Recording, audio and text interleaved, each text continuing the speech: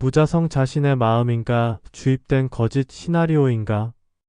자신의 의도와 상관없이 허망하게 떠오르는 생각과 꿈속 시나리오는 자신의 잠재의식의 결과인가, 아니면 누군가에 의한 코드로 조작된 거짓 시나리오인가?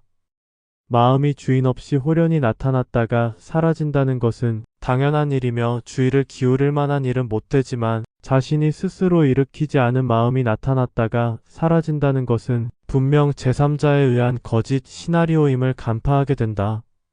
만약 마음이라는 것이 제3자의 의도에 의하여 강제로 주입되는 거짓이라면 시나리오를 주입하는 제3자란 감시자이자 파수꾼이며 자신의 마음에 영향력을 행사할 수 있는 자임이 틀림없다.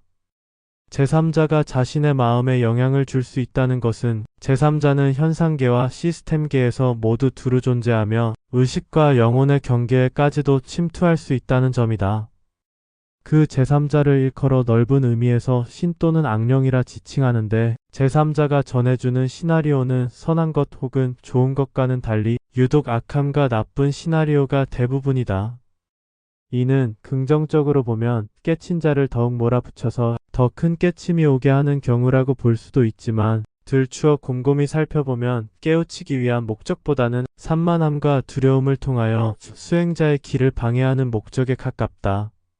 산만함과 두려움은 수행자에게는 가장 큰 적이다.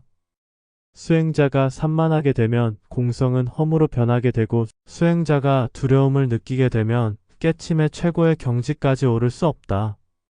즉, 물질 세계와 영적 세계 그리고 현상계와 시스템계를 자유롭게 오가는 신 또는 악령인 제3자들의 역할은 수행자의 마음속에 산만함과 두려움의 시나리오를 심어서 최상승의 깨침에 이르려는 수행자를 방해한다. 수행자의 의식이 오롯이 깨어있는 일상사에서는 수행자는 언제나 여여함으로 마음이 한결같아서 산만함과 두려움 등과 같은 거짓 시나리오는 잘 안 통한다. 다만 간헐적으로 생소한 산만함과 특정 두려움을 느끼게 되는데, 잠깐 순간 찰나로 지나가기에 거짓 시나리오의 주입은 없었던 듯이 헛수고에 가깝게 된다. 그래서 삼자들은 수행자의 의식이 사라진 꿈을 통하여 집중적으로 거짓 산만함과 두려움을 주입시킨다. 수행자의 수준이 높을수록 더욱 강도가 센 고난도의 시나리오를 수행자의 꿈속에 주입한다. 시나리오를 막는 방법으로는 꿈속에서도 변하지 않으며 이러한 꿈속일려가 제일이지만, 사실 몽중이려는 거짓 시나리오에서 도망가서 자신의 의식으로 방어하는 것이다. 그러나 이런 조작되고 치밀한 거짓 시나리오와의 싸움에서 도망쳐서 몽중일려라는 거대한 방패를 이용한다면 결국에는 깨우침의 높은 경지에 이를 수 없게 된다. 왜냐하면 꿈속에서 자신의 여여한 일상의 의식을 놓아버려도 꿈속 산만함과 온전히 마주했을 때 밝은 지혜가 드러나며 꿈속 두려움 속에서 생생한 자비가 실천되기 때문이다.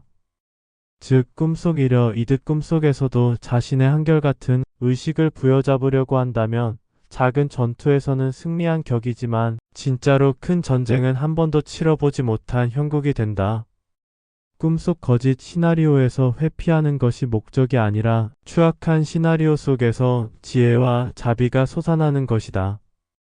마치 독을 먹었는데 그 독이 꼭 필요한 해독제인 것과 같아서 환영과도 같은 삶 속에서 세상을 환영으로 보되 환영에만 그치는 것이 아니라 밝은 지혜와 직관 그리고 자비가 솟아나듯이 꿈속 시나리오에서도 마찬가지다.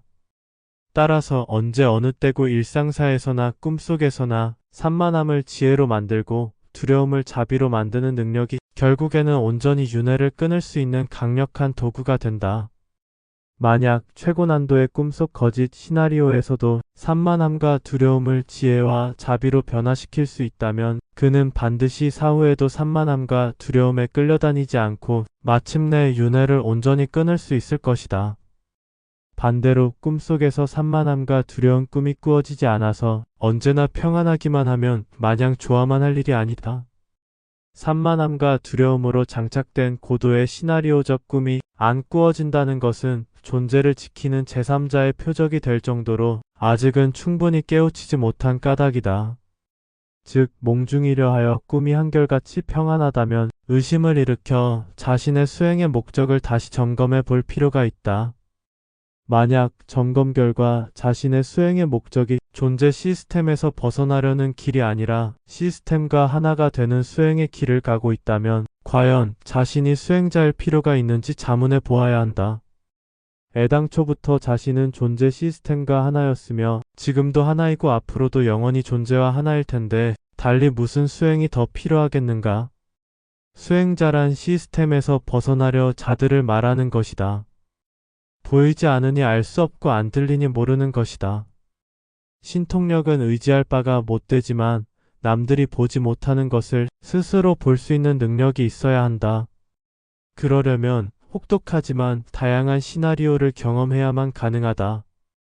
산만함 속에서 지혜가 드러나고 공포 속에서 자비심은 성장한다. 육체적 고행은 한평생을 살아간다는 것만으로도 충분하지만 의식과 영혼의 고행은 저들 제3자들이 강제로 주입하는 산만함과 공포의 시나리오만 한 것이 없다. 이것이 현상계와 시스템계의 아이러니이며 빈틈이고 뒷문 백도어 출구이다. 신이든 악령이든지 저들 제3자들은 인류가 이곳 거대한 시스템을 벗어나길 원하지 않는다.